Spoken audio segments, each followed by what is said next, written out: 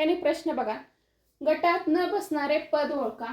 या ठिकाणी काय केलेले तर आपल्याला 4 पर्याय दिलेले आहेत बघा। पर्याय क्रमांक 1 3/6, पर्याय क्रमांक 2 2/6, पर्याय क्रमांक 3 6/6 आणि पर्याय क्रमांक 4 5/6।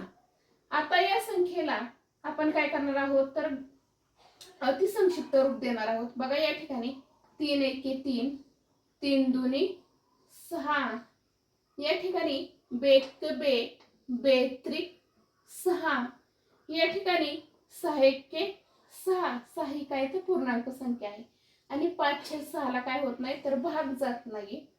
मग या ठिकाणी बघा, या संख्येचं निरीक्षण केल्यानंतर आपल्या लगेच लक्षात येतं 1/2, 1/3 आणि 5/6 या संख्येचा काय होतोय तर एक गट तयार होतोय।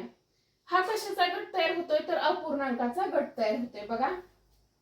3/6, 2/6 आणि 5/6 हा काय आहे तर अपूर्णांकांचा गट आहे, अपूर्णांकांचा गट आहे। आणि या ठिकाणी एक ही जी संख्या आहे ही कशी संख्या आहे तर पूर्णांक संख्या आहे।